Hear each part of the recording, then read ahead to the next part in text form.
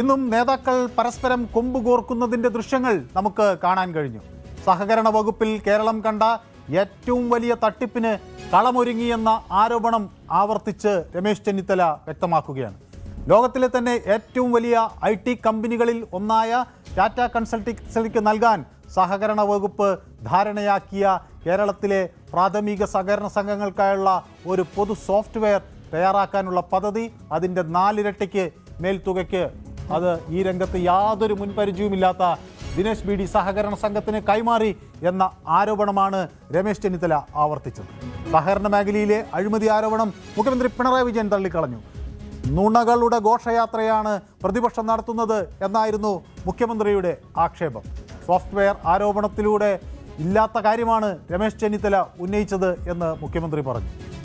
നുണ പറയാൻ രമേശ് ചെന്നിത്തല ചിലരോട് മത്സരിക്കുകയാണ് എന്നൊക്കെയായിരുന്നു മുഖ്യമന്ത്രിയുടെ പരിഹാസം. കേരളത്തിൽ SDPI CPM കൂട്ടുകെട്ടുണ്ടെന്ന ആരോപണവും രമേശ് ചെന്നിത്തല ഇന്ന് കടുപ്പിച്ചു. SDPI സംസ്ഥാന വ്യാപകമായി CPMന് പിന്തുണ നൽകുന്നുണ്ടെന്നും CPM BJP ഡീൽ തുടങ്ങിയത് 2021 ഒക്കെയുള്ള ആരോപണങ്ങൾ ഇന്ന് പുറത്തുവന്നു. 2021 60-ലധികം സീറ്റിൽ BJP വോട്ട് മറിച്ചു എന്ന ആക്ഷേപം ഒരു ഘട്ടത്തിൽ ഉയർന്നു. 2026 അന്തർധാര ആവർത്തിക്കുന്നുവെന്നാണ് രമേശ് ചെന്നിത്തല ആരോപിക്കുന്നത്. രമേശ് ചെന്നിത്തലയും പിണറായി വിജയനും ഇന്ന് നേർക്കുനേർ വരുമ്പോൾ അവരുടെ ഈ വാക്കുകൾ എന്തായിരുന്നു നോക്കാം. നമുക്കിന്നത്തെ ഇടിവെട്ട് പ്രതികരണങ്ങൾ.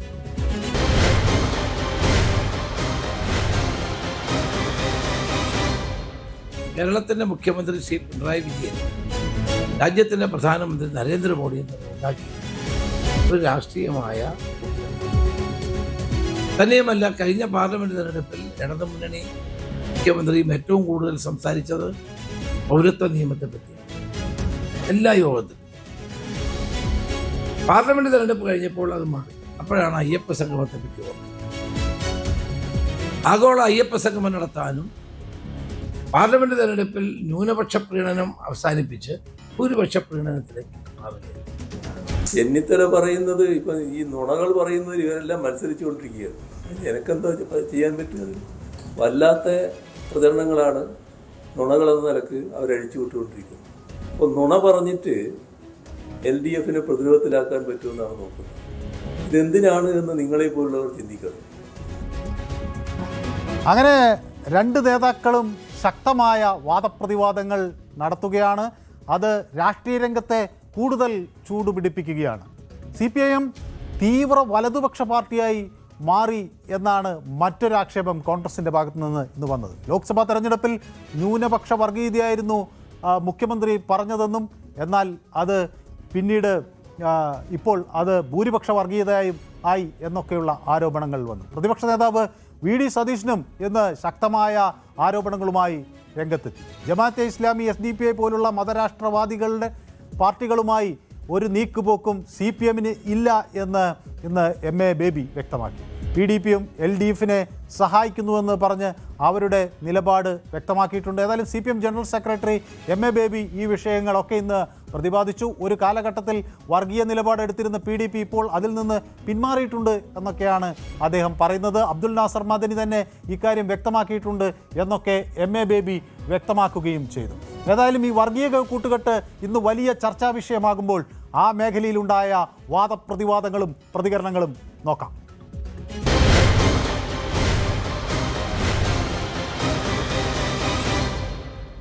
SDPയുമായി CPIM യാതൊരു നീക്കുപോക്കും ഉണ്ടാക്കിയിട്ടില്ല, ധാരണയും ഉണ്ടാക്കിയിട്ടില്ല.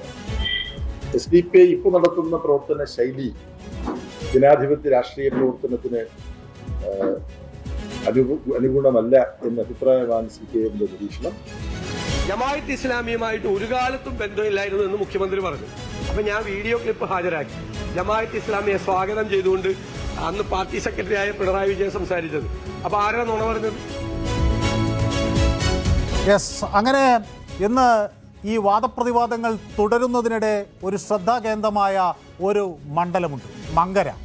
അവിടെ ഒരു കൂട്ടുകെട്ടിനെ സംബന്ധിച്ച് SDPI ബന്ധത്തെ സംബന്ധിച്ചൊക്കെയുള്ള ചർച്ചകൾ ഇന്ന് പല കോണുകളിൽ നിന്ന് ഉയർന്നു വന്നു.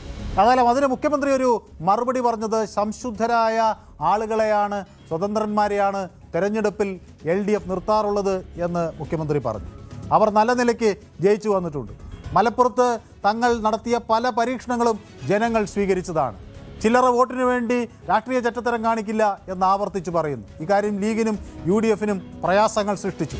അതുകൊണ്ട് മങ്കടയിൽ നല്ല പോരാട്ടം നടക്കും എന്ന് മുഖ്യമന്ത്രി ഇന്ന് വ്യക്തമാക്കി. വിജയസാധ്യതയുള്ള മണ്ഡലമാണ് എന്ന് എടുത്തു പറയുകയും ചെയ്തു. ഒപ്പം തന്നെ ഈ ചെന്നിത്തല ഉൾപ്പെടെയുള്ളവർ നുണകൾ പറയുന്നു എന്നുള്ള ആരോപണവും അദ്ദേഹം ഇന്ന് ശക്തമായി ഉന്നയിച്ചു. അങ്ങനെ മങ്കട വലിയ തോതിൽ രാഷ്ട്രീയ ചിത്രത്തിൽ ഇടം പിടിക്കുമ്പോൾ ഇന്ന് മങ്കടയിലെ കസേരകളി എങ്ങനെ എന്ന് നമുക്ക് നോക്കാം.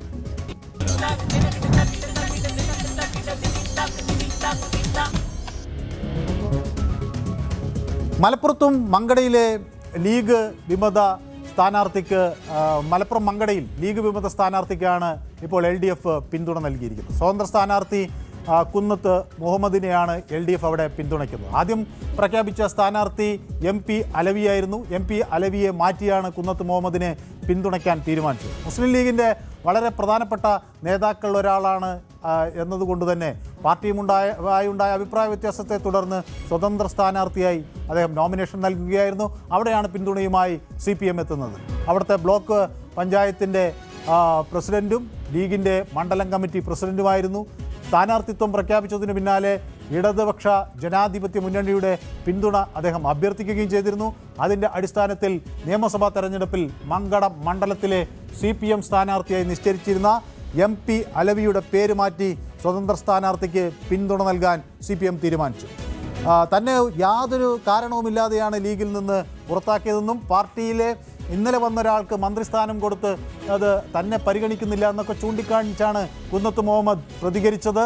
അദ്ദേഹത്തിൻ്റെ ആ അതൃപ്തിയാണ് പാർട്ടി വിടാനൊക്കെയുള്ള പ്രധാന കാരണം എന്ന് വ്യക്തമാക്കുകയും ചെയ്തു. അപ്പോൾ ദീർഘകാലത്തെ പാരമ്പര്യവും പ്രവർത്തന പരിചയമുള്ള തന്നെ അവഗണിച്ചു എന്ന് പറയുകയും അതിൽ പ്രതിഷേധിച്ച് സ്വതന്ത്ര സ്ഥാനാർത്ഥിയെ മത്സരിക്കുകയും ചെയ്തു എന്നൊക്കെ അദ്ദേഹം വ്യക്തമാക്കുകയും ചെയ്തിരുന്നു.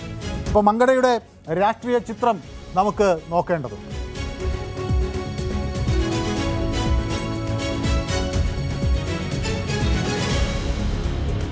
യെസ്, എന്നോടൊപ്പം KP റഹ്മത്തുള്ള, അവിടുത്തെ മുതിർന്ന മാധ്യമപ്രവർത്തകൻ എന്നോടൊപ്പം ചേരുന്നു. ശ്രീ KP റഹ്മത്തുള്ള, ഇത് ഒരു വാശിയേറിയ ഒരു തർക്കം നടക്കുന്ന ഒരു ഘട്ടത്തിലാണ് മങ്കട ഒരു വലിയ കേന്ദ്രമായി വരുന്നത്. മഞ്ഞളാംകുഴി അലി അവിടെ ആദ്യമെത്തുന്നത് LDF സ്ഥാനാർത്ഥിയായാണ്. പിന്നീട് അദ്ദേഹം നിലപാട് മാറ്റി UDF-നൊപ്പം ചേരുന്നു, മുസ്ലിം ലീഗിനൊപ്പം ചേരുന്നു. അൻവറിൻ്റെ സമാനമായ രീതിയിലുള്ള ഒരു മാറ്റം അവിടെ ഉണ്ടാകുന്നത് തിരിച്ചടിയാകുന്നു. LDF-നെ സംബന്ധിച്ചിടത്തോളം ഇത് ഒരു തന്ത്രപ്രധാനമായ ഒരു വിജയിക്കേണ്ട ഒരു മത്സരമായി മാറുകയാണ്. എങ്ങനെയാണ് ശ്രീ റഹ്മത്തുള്ള അവിടുത്തെ നിലവിലെ രാഷ്ട്രീയ പോരാട്ടത്തെ നോക്കിക്കാണുന്നത്?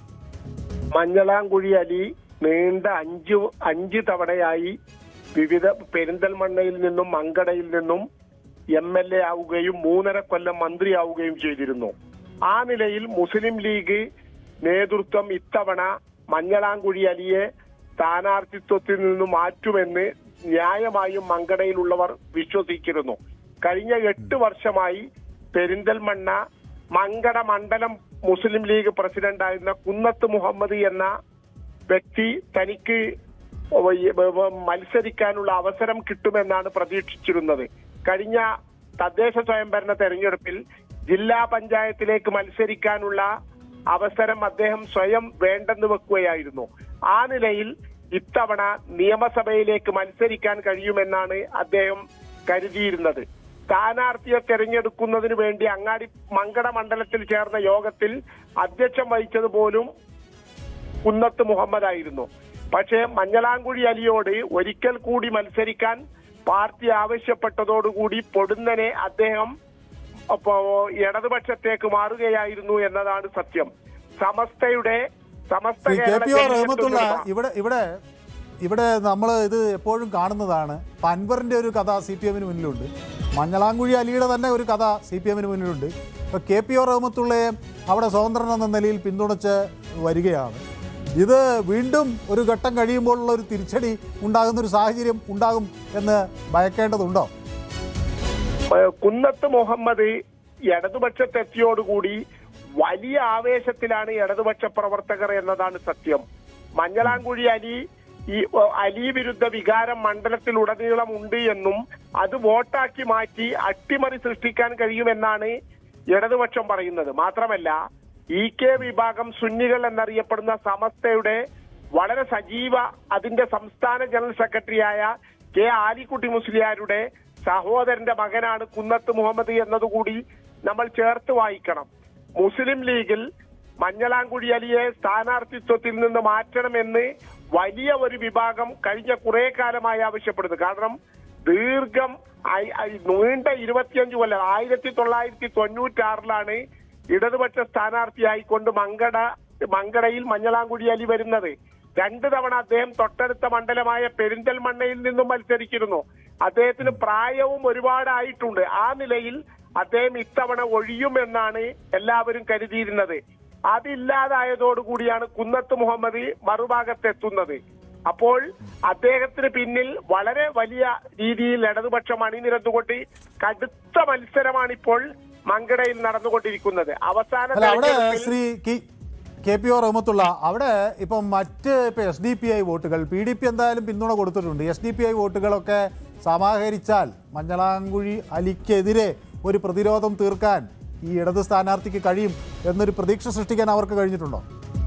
3000-ലധികം വോട്ടുകൾ SDPIക്കുണ്ട് എന്നാണ് അവരുടെ ഇപ്പോൾ പിൻവലിച്ച സ്ഥാനാർത്ഥി TH അഷ്റഫ് മുമ്പ് മത്സരിച്ചപ്പോൾ 3000-ലേറെ വോട്ടുകൾ SDPIക്ക് ലഭിച്ചതാണ്. മാത്രമല്ല കുന്നത്ത് കുടുംബം എന്ന് പറയുന്നത് അങ്ങാടിപ്പുറം മണ്ഡലത്തിലെ ഏറ്റവും വലിയ കുടുംബമാണ്. ഒരുപാട് വോട്ടുകൾ അവർക്കുണ്ട്. അതിനു പുറമെ കുന്നത്ത് ഫാമിലിയുമായി ബന്ധപ്പെട്ട് നിൽക്കുന്ന സമസ്ത EK വിഭാഗത്തിലെ ഒരു വിഭാഗത്തിന്റെ വോട്ടുകൾ കൂടി വരുന്നതോടുകൂടി അലി അവസാന തെരഞ്ഞെടുപ്പിൽ ജയിച്ച 5000-ത്തെ മറികടക്കാൻ കഴിയുമെന്നാണ് ഇടതുപക്ഷം കണക്കൂട്ടുന്നത്. അങ്ങനെ അട്ടിമറി തന്നെ സൃഷ്ടിക്കാൻ കഴിയും എന്ന രൂപത്തിലാണ് ഇടതുപക്ഷത്തിന്റെ പ്രചരണങ്ങൾ ഇപ്പോൾ മുന്നോട്ട് പോകുന്നത്. പക്ഷെ അപ്പോഴും നമ്മൾ മനസ്സിലാക്കേണ്ടത് കഴിഞ്ഞ 5 തവണയായി മങ്കട മണ്ഡലത്തിലെ ഓരോ വോട്ടറെയും പേരെടുത്ത് വിളിക്കാൻ കഴിയുന്ന അവസ്ഥയിലാണ് മഞ്ഞളാംകുഴി അലിയുള്ളത്. അദ്ദേഹം വളരെ ജനകീയനാണ്. മാത്രമല്ല തെരഞ്ഞെടുപ്പിലെ തന്ത്രങ്ങളും കുതന്ത്രങ്ങളുടെയും എല്ലാറ്റിന്റെയും ആശാനാണ് മഞ്ഞളാംകുഴി അലി എന്നും അദ്ദേഹം പുതിയ തന്ത്രങ്ങൾ പുറത്തെടുത്ത് വിജയിച്ച് കയറുമെന്നാണ് അദ്ദേഹത്തോടൊപ്പമുള്ളവർ പറഞ്ഞുകൊണ്ടിരിക്കുന്നത്. വ്യക്തമാണ്. അപ്പോൾ വലിയ എന്തായാലും ഒരു രാഷ്ട്രീയ നാടകത്തിന് മങ്കട വേദിയാകും എന്ന് ഉറപ്പാണ്.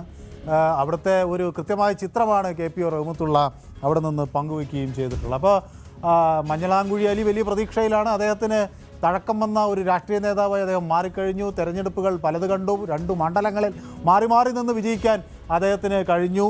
അദ്ദേഹം മങ്കടയിൽ മാത്രമല്ല മങ്കടയ്ക്ക് പുറത്തുപോയി പെരിന്തൽമണ്ണയിലും അദ്ദേഹം തൻ്റെ വിജയം ഉറപ്പിക്കുന്ന ഒരു സാഹചര്യമൊക്കെ ഉണ്ടായി. അപ്പോൾ നമുക്ക് ഈ മങ്കടയുടെ ഒരു രാഷ്ട്രീയ ചിത്രം കൂടുതൽ മനസ്സിലാക്കണമെങ്കിൽ അവിടെ ഈ നാളിതുവരെ നേടിയിട്ടുള്ള വോട്ടുകളുടെ ഒരു കണക്ക് കൂടി നമുക്കൊന്ന് പരിശോധിക്കേണ്ടതുണ്ട്. മങ്കടയിൽ ഈ കഴിഞ്ഞ 3 തവണത്തെ തെരഞ്ഞെടുപ്പിൽ എന്ത് തരം ഒരു ചിത്രമാണ് വ്യക്തമായത് എന്ന് നമുക്ക് നോക്കാം. മങ്കടയിൽ 2021 76,985 വോട്ടുകൾ ആണ് അവിടെ LDF സ്ഥാനാർത്ഥിക്ക് കിട്ടുന്നത്. അതേസമയം UDF സ്ഥാനാർത്ഥിക്ക് 83,231 വോട്ടുകൾ, മഞ്ഞളാംകുഴി അലി 83,231 വോട്ടുകളാണ് അവിടെ നിന്ന് സമാഹരിച്ചിട്ടുള്ളത്. അതേസമയം TK റാഷിദ് അലിക്ക് 76,985 വോട്ടുകളാണ് അവിടെ നിന്ന് കിട്ടുന്നത്. 2016 നമുക്ക് ഈ ചിത്രം കാണാൻ കഴിയും. അവിടെ 2016 മത്സരം അവിടെ കൂടുതൽ കടുത്ത ഒരു മത്സരം എന്ന തരത്തിലേക്ക് വരുന്നു. അഹമ്മദ് കബീറാണ് അവിടെ മത്സരരംഗത്തുള്ളത്. അപ്പോൾ ഉള്ള ഭൂരിപക്ഷം നോക്കുമ്പോൾ 67,657 വോട്ടുകൾ LDF നേടുമ്പോൾ 69,165 വോട്ടുകളാണ് അവിടെ UDFന് കിട്ടുന്നത്. അതിന് മുന്നത്തെ 2011 കണക്കുകൾ പരിശോധിക്കുമ്പോൾ അവിടെ അഹമ്മദ് കബീറും ഖദീജ സത്താറും തമ്മിൽ ഉള്ള ഒരു മത്സരം നടക്കുന്ന ഘട്ടത്തിൽ അവിടെ LDF സ്ഥാനാർത്ഥിക്ക് 44,146 വോട്ടുകൾ കിട്ടുന്നു. അതേസമയം LDF സ്ഥാനാർത്ഥി ഖദീജ സത്താറിന് 44,163 വോട്ടുകൾ കിട്ടുന്ന ഒരു സാഹചര്യം ഉണ്ടാകുന്നു. അതാണ് മങ്കടയിൽ നിന്ന് വരുന്ന ഒരു ചിത്രം. നേരത്തെ ശ്രീ റഹ്മത്തുള്ള സൂചിപ്പിച്ചതുപോലെ 2 ഘട്ടങ്ങളിലും അവിടെ SDPI സ്ഥാനാർത്ഥി ഇതിന് മുന്നേയുള്ള 2 തെരഞ്ഞെടുപ്പുകളിൽ 2016-ൽ 21-ലും അവിടെ 11-ലും അവിടെ മത്സരരംഗത്തുണ്ട്. അപ്പോൾ LDF സ്ഥാനാർത്ഥി CH അഷ്റഫിന് അവിടെ കിട്ടുന്നത് 3015 വോട്ടുകളാണ് 2011-ൽ കിട്ടുന്നത്. അതിനുശേഷം 2016-ൽ അത് 1456 വോട്ടുകൾ എന്ന തലത്തിലാണ് ആദ്യഘട്ടത്തിൽ കിട്ടുന്നത്. പിന്നീട് അത് 3015 വോട്ടുകളായി കഴിഞ്ഞ തെരഞ്ഞെടുപ്പിൽ അത് മാറുകയും ചെയ്യുന്നതിൻ്റെ ചിത്രങ്ങൾ കാണാം. മംഗള നമുക്കറിയാം പൊതുവെ ഒരു വളരെയധികം ന്യൂനപക്ഷ വിഭാഗങ്ങൾക്ക് വോട്ടുള്ള ഒരു മണ്ഡലമാണ്. 65% വോട്ടർമാർ അവിടെ ന്യൂനപക്ഷ വിഭാഗത്തിൽ നിന്ന് ഉള്ളവരാണ്. ഈഴവ വിഭാഗത്തിന് 10 മുതൽ 12% വരെ വോട്ടുകളുണ്ട് എന്നാണ് കണക്കാക്കുന്നത്. പട്ടിക വിഭാഗത്തിനും 5 മുതൽ 7% വരെ വോട്ടുകളുണ്ട്. 25 മുതൽ 30% വരെ വോട്ടുകളാണ് അവിടുത്തെ ഹൈന്ദവ സമൂഹത്തിനുള്ളത് എന്നതാണ് അതിൻ്റെ ഒരു ജാതി മത സമവാക്യങ്ങളുടെയൊക്കെ ഒരു ചിത്രം. അപ്പോൾ സ്വാഭാവികമായി വിഭാഗങ്ങൾക്ക് വലിയ മേൽക്കൈയുള്ളൊരു മണ്ഡലം എന്ന തരത്തിലാണ് മങ്കട നോക്കിക്കാണുന്നത്. ഇവിടെ ഇത്തവണ വാശിയേറിയ ഒരു മത്സരം കുന്നത്ത് മുഹമ്മദും അതുപോലെ മഞ്ഞളാംകുഴി അലിയും തമ്മിൽ ഉണ്ടാകും. അപ്പോൾ കഴിഞ്ഞ തവണ കിട്ടിയ 83,231 വോട്ടുകൾ അവിടെ സമാഹരിക്കാൻ ഇത്തവണ മഞ്ഞളാംകുഴി അലിക്ക് കഴിയുമോ എന്ന ചോദ്യം അവിടെ നിൽക്കുന്നു. അത് TK റാഷിദ് അലിക്ക് 76,985 വോട്ടുകൾ. അപ്പോൾ ഒരു 3000 വോട്ടിൻ്റെ വ്യത്യാസമാണ് നമുക്ക് അവിടെ കാണാൻ കഴിയുന്നത്. അത് ഏതെങ്കിലും ഒരു വിഭാഗത്തിൻ്റെ വോട്ട് ഭിന്നിച്ച് അങ്ങോട്ടേക്ക് വരാൻ കഴിയുമോ? BJPക്ക് അവിടെ വലിയൊരു ഒരു മേൽക്കൈ നമുക്ക് കാണാൻ കഴിയുന്നില്ല. 2021-ലെ കണക്കുകൾ നോക്കുമ്പോൾ എനിക്ക് കാണാൻ കഴിയുന്ന 6641 വോട്ടുകൾ മാത്രമാണ് BJPക്കുള്ളത്. അത് 2016-ൽ അത് വളരെ കുറവായിരുന്നു. അതും ഏതാണ്ട് 6000-ലധികം അടുത്ത വോട്ടുകൾ മാത്രമേ ഉള്ളൂ. 2011-ൽ 4000 വോട്ടുകൾ. അപ്പോൾ മങ്കടയിൽ ഒരു നേർക്കുനേർ മത്സരം തന്നെയാണ് LDFും UDFും നടത്തുന്നത്. അപ്പോഴവിടെ മറ്റ് ഈ സ്ഥാനാർത്ഥികൾ SDPI PDP വോട്ടുകൾ എല്ലാം വളരെ വളരെ നിർണായകമാണ്. അതുകൊണ്ട് തന്നെ ആണ് മങ്കടയിൽ SDPIയുടെ പിന്തുണ വേണമോ എന്ന ചോദ്യത്തിന് 2 വിഭാഗവും അവിടെ നിശബ്ദരായിരിക്കുന്നത്. മങ്കടയിൽ SDPI വേണ്ട എന്ന് പറയാൻ 2 വിഭാഗവും തയ്യാറാകാത്തതിൻ്റെ ഒരു കാരണം അത് വളരെ നേരിയ ഒരു വ്യത്യാസത്തിലാണ്. മുഖ്യമന്ത്രിയോടും ആവർത്തിച്ച് ഈ വിഷയം ചോദിക്കുമ്പോഴും മങ്കടയുടെ കാര്യത്തിൽ അദ്ദേഹം SDPIയുടെ വോട്ട് വേണ്ട എന്ന് അവിടെ ഇടതുപക്ഷവും അല്ലെങ്കിൽ പറയുന്നില്ല എന്നതിൻ്റെ സൂചനകളാണ് നമുക്ക് ലഭിക്കുന്നത്. ഏതായാലും അതാണ് മങ്കടയുടെ ചിത്രം. മങ്കട ഈ തെരഞ്ഞെടുപ്പിൽ നേരത്തെ ഈ 5ാം മന്ത്രിസ്ഥാനമൊക്കെ വന്ന ഘട്ടത്തിൽ മഞ്ഞളാംകുഴി അലിയുടെ തർക്കമൊക്കെ ഉയർന്ന സാഹചര്യത്തിൽ ആണ് മങ്കട വലിയ തോതിൽ രാഷ്ട്രീയ കേന്ദ്രങ്ങളിൽ ശ്രദ്ധ ആർജിക്കുന്നൊരു മണ്ഡലമായി മാറുന്നത്. പക്ഷേ ഈ തെരഞ്ഞെടുപ്പിൽ വീണ്ടും മങ്കട രാഷ്ട്രീയ കേന്ദ്രങ്ങളിൽ ശ്രദ്ധയാകർഷിച്ച് ഈ തെരഞ്ഞെടുപ്പിലും ശ്രദ്ധാകേന്ദ്രമായി മാറുകയാണ്. എനിക്ക് ഒരു ചെറിയ ഇടവേള അനിവാര്യമാണ്. ഞാൻ ചെറിയൊരു ഇടവേള എടുത്തതിന് ശേഷം പെട്ടെന്ന് മടങ്ങി വരാം. Short break.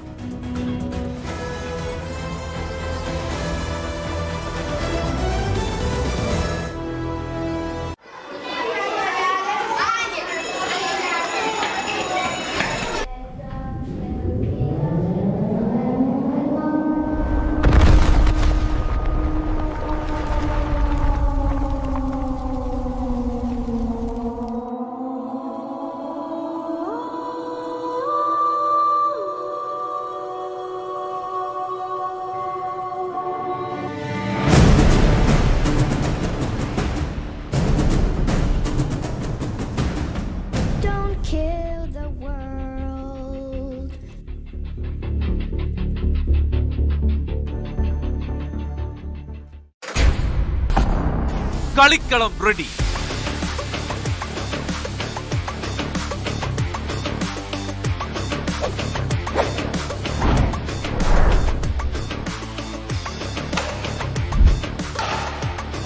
കേരളം എന്ന വലിയ കോട്ടിൽ ഇനി പോരാട്ടം മുറുകുന്നു.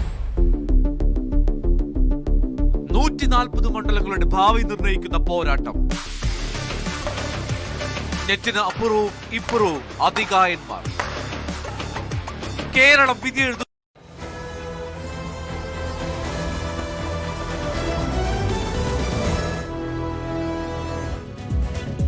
ഇന്ന് കേരള രാഷ്ട്രീയത്തിൽ ഈ തെരഞ്ഞെടുപ്പ് ചർച്ചകൾ ചൂടുപിടിക്കുന്ന ഒരു ഘട്ടത്തിൽ പലരും പ്രതികരണങ്ങളുമായി എത്തി. ആദ്യം ഇന്ന് വെള്ളാപ്പള്ളി നടേശൻ എത്തി. അദ്ദേഹം UDFന്റെ ജയസാധ്യതയെ പാടെ തള്ളിക്കളയുകയാണ്. 100 സീറ്റോളമൊക്കെ എടുത്ത് അധികാരത്തിൽ വരാനുള്ള സാധ്യത ഉണ്ടാകില്ല എന്ന് വെള്ളാപ്പള്ളി തറപ്പിച്ചു പറയുന്നു.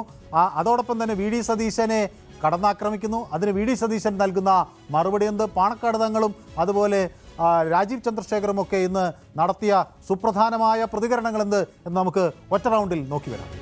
കോൺഗ്രസ് നേതാവിന്റെ ഒരാളുടെ പേര് അദ്ദേഹം മുഖ്യമന്ത്രിയായിട്ട് പറഞ്ഞല്ലോ. അപ്പൊ അദ്ദേഹത്തിന് അറിയാലോ കോൺഗ്രസ് ജയിക്കും, UDF ജയിക്കും എന്നറിയാലോ അദ്ദേഹത്തിന്. അത്രയും മതി എനിക്ക് സന്തോഷമായി.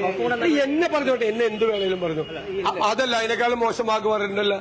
ഞാൻ പ്രതിപക്ഷ നേതാവായ പിന്നെ തവളെ പോലെ ചേർത്തെന്ന് പറഞ്ഞു ഇല്ലേ.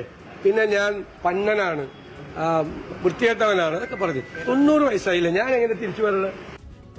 ഓരോരുത്തർ ആത്മസംതൃപ്തിക്ക് വേണ്ടി പറയുന്ന കാര്യങ്ങളാണ്. ലീഗുമായിട്ട് ഒരു ബന്ധവുമില്ല. ലീഗിന് തീരുമാനം എടുക്കാനുള്ള ആർജവം സംബന്ധിച്ചിടത്തോളം എപ്പോഴും മറ്റുള്ളവരുടെ നിർദ്ദേശവും സ്വീകരിക്കേണ്ട ആവശ്യമില്ല. ലീഗ് എപ്പോഴും അതിന്റെ തീരുമാനം എടുത്തിട്ടുള്ളത് വേറെ ഒരു താല്പര്യവും ലീഗിന്റെ ഒരു SDPIയും CPM തമ്മിൽ കൂട്ടുകെട്ടുണ്ടായിരുന്നു. PDPയും CPM തമ്മിൽ കൂട്ടുകെട്ടുണ്ടാക്കി. എൻ്റെ മണ്ഡലത്തിൽ PDPയുടെ നോമിനേഷൻ കൊടുത്തു. അപ്പോൾ അതിലെ നാമനിർദ്ദേശ പത്രിക സ്കൂട്ടണി ചെയ്തപ്പോൾ അതിനകത്തെല്ലാം വലിയ ഗുരുതരമായ തെറ്റുകളാണ്. കേരളത്തിൽ SDPI പരസ്യമായിട്ട് പ്രഖ്യാപിച്ചല്ലോ, LDFന് പിന്തുണ പ്രഖ്യാപിച്ചു കഴിഞ്ഞു. PDP തെരഞ്ഞെടുപ്പിൽ പിന്തുണ പ്രഖ്യാപിച്ചു കഴിഞ്ഞു. എന്നെ വെല്ലുവിളിക്കുന്നത് ശ്രദ്ധ ജയിക്കാനല്ലേ? ഞാനൊരു പുതിയ വ്യക്തിയല്ലേ. ഇതുവരെ ഞാൻ MLA ആണോ? ഇവിടെ MP ആയിരുന്നോ? ഇല്ലല്ലോ. മന്ത്രി ആരായിരുന്നു? MLA ആരായിരുന്നു? MP ആരായിരുന്നു? അവരല്ലേ റിപ്പോർട്ട് കാർഡ് കൊടുക്കേണ്ടത്? ഞാനാണോ കൊടുക്കേണ്ടത്? ഇതെല്ലാം നമുക്ക് വെറുതെ വിഡ്ഢിയാക്കാനൊരു ശ്രമം. ഇതിനാ ബ്രാഞ്ച് സെക്രട്ടറി ആയ ഒരു രാജീവിനെ മത്സരിപ്പിക്കുന്നു. അല്ല, ഇൻഡിപെൻഡന്റ് ആയിട്ട് ഒരു CPM ബ്രാഞ്ച് സെക്രട്ടറി എന്തുകൊണ്ടാണ് മത്സരിക്കുന്നത്? എന്നെ തോൽപ്പിക്കാനല്ലേ? അതാണ് തെരഞ്ഞെടുപ്പ് രാഷ്ട്രീയത്തിൻ്റെ ചിത്രം കൂടുതൽ മുറുകുമ്പോൾ പല കോണുകളിൽ നിന്ന് തർക്കങ്ങൾ വരുന്നു, വാദ പ്രതിവാദങ്ങൾക്കുള്ള മറുപടികൾ വരുന്നു. ഏറ്റവും ശ്രദ്ധേയമായത് വെള്ളാപ്പള്ളി നടേശന് എതിരെ VD സതീശൻ നൽകിയ മറുപടിയാണ്. തന്നെ വ്യക്തിപരമായി പല ഘട്ടങ്ങളിൽ തന്നെ ആക്ഷേപിക്കുന്നു. പക്ഷേ 90 കഴിഞ്ഞ ഒരാളോട് അതേ ഭാഷയിൽ മറുപടി പറഞ്ഞാൽ അത് ശരിയാവില്ല, പിന്നെ അതായിരിക്കും ആളുകൾ വിവാദമാക്കുക എന്ന് തുടങ്ങിയുള്ള ഒരു പ്രതിരോധം തീർത്തുകൊണ്ടാണ് VD സതീശൻ ഇന്ന് അദ്ദേഹത്തിൻ്റെ പ്രതികരണങ്ങൾ നടത്തുന്നത്. രമേശ് ചെന്നിത്തല ഈ SDPI ഡീലും അത് തുടർന്നുള്ള ആരോപണങ്ങളുമൊക്കെ ശക്തമായി മുന്നോട്ട് വയ്ക്കുന്നു. അങ്ങനെ ഈ രമേശ് ചെന്നിത്തലയെ പോലുള്ളവർ ഈ SDPI ഡീൽ എന്നത് വലിയ തോതിൽ ശക്തമായി ഉയർത്തുന്നൊരു ഘട്ടത്തിൽ പോലും ഇതൊരു പരസ്യമായ രഹസ്യമാണെന്ന തരത്തിലേക്ക് ഈ കാര്യങ്ങൾ മാറുന്നുവെന്ന സംശയം ഉയരുകയാണ്. ഏതായാലും ഈ വിഷയത്തിൽ EP ജയരാജൻ അദ്ദേഹത്തിൻ്റെ നിലപാട് വ്യക്തമാക്കി. അദ്ദേഹത്തോട് ഇന്ന് ന്യൂസ് 18 എന്ന രീതിയിൽ മഞ്ജുഷ അദ്ദേഹത്തോട് ചോദിച്ചത്, ഇങ്ങനെ തള്ളിപ്പറയണം, SDPIയുടെ വോട്ട് വേണ്ട എന്ന് പറയാൻ സ്ഥാനാർത്ഥികൾ തയ്യാറാകുമോ എന്ന് ചോദിച്ചപ്പോൾ അതിൽ നിന്ന് ഒഴിഞ്ഞു മാറുന്നൊരു നിലപാടാണ് EP ജയരാജൻ സ്വീകരിച്ചത്. അതിനപ്പുറത്തേക്ക് ഇന്ന് രസകരമായ ഒരു സംഭവം കൂടി ഉണ്ടായി. കേരളത്തിൽ ഈ വാശിയേറിയ രാഷ്ട്രീയ തർക്കം നടക്കുമ്പോൾ EP ജയരാജൻ ഒരു പ്രശ്നപരിഹാരം മുന്നോട്ട് വയ്ക്കുന്നുണ്ട്. സത്യത്തിൽ ഈ തെരഞ്ഞെടുപ്പും തർക്കത്തിൻ്റെ ഒന്നും ആവശ്യമില്ല എന്നാണ് EP ജയരാജൻ നൽകുന്ന ഉപദേശം. അത് എല്ലാവരും ചെവികൊള്ളുമോ എന്നറിയില്ല. ഏതായാലും നമുക്ക് അദ്ദേഹത്തിൻ്റെ ആ ഒരു പരിഹാര മാർഗം എന്ത് എന്നത് നോക്കാം. അതാണ് ഇന്നത്തെ ഇലക്ഷൻ ട്വിസ്റ്റ്.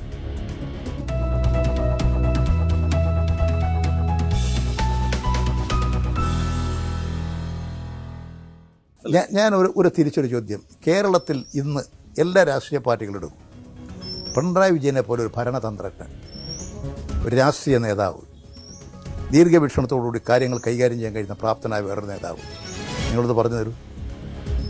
അതാണ് എല്ലാവരും അംഗീകരിക്കേണ്ട ഒരു നേതാവാണ്. എല്ലാവരും അംഗീകരിക്കേണ്ട നേതാവാണ് പിണറായി വിജയൻ. ഞാൻ പറയുന്നത് യഥാർത്ഥത്തിൽ UDFും എല്ലാവരും അദ്ദേഹത്തെ എതിരില്ലാണ്ട് തിരഞ്ഞെടുക്കണം. അതാണ്. അത് കേട്ട് മഞ്ജുഷ തന്നെ ചിരിക്കുകയാണ്. അപ്പോൾ UDFും LDFും എല്ലാം സംയുക്തമായി എതിരില്ലാതെ പിണറായി വിജയനെ തിരഞ്ഞെടുത്ത് അദ്ദേഹത്തിന് മുഖ്യമന്ത്രി സ്ഥാനം നൽകണം എന്നാണ് EP ജയരാജൻ ഒരു നിലപാടായി വയ്ക്കുന്നത്. പക്ഷേ അത് പറയുമ്പോഴും അതിനപ്പുറത്തേക്ക് രാഷ്ട്രീയ ചിത്രം കൂടുതൽ ചൂടുപിടിക്കുന്നതായി തന്നെയാണ് നമുക്ക് കാണാൻ കഴിയുന്നത്. ഇരു വിഭാഗങ്ങളിൽ നിന്നും ശക്തമായ വാദപ്രതിവാദങ്ങൾ ഉണ്ടാകുന്നതിൻ്റെ ചിത്രം തന്നെയാണ് നമുക്ക് കാണാൻ കഴിയുന്നത്. ആർക്കാണ് കൂടുതൽ നേട്ടം എന്നത്, അല്ലെങ്കിൽ എന്താണ് ഇതിൻ്റെ അന്തിമ ഫലം എന്നതിനെ സംബന്ധിച്ചൊക്കെയുള്ള ചിത്രങ്ങൾ വരാനിരിക്കുന്നുള്ളൂ. പക്ഷേ ഇനി അങ്ങോട്ടുള്ള ദിവസങ്ങൾ താരപ്രചാരകരുടെ കൂടി നിറത്തോടു കൂടിയുള്ളതായിരിക്കും. താരപ്രചാരകർ കളത്തിലിറങ്ങും. അപ്പോൾ ജനം ആർക്കൊപ്പം എന്ന് ഏറെക്കുറെ ചിത്രം വ്യക്തമാകും. ഏതായാലും അതിൻ്റെ കൂടുതൽ ദൃശ്യങ്ങളുമായി വീണ്ടും അടുത്ത ദിവസം ഇലക്ഷൻ ചാനലുമായി എത്താം. ഇന്നത്തേക്ക് വിട. Good bye.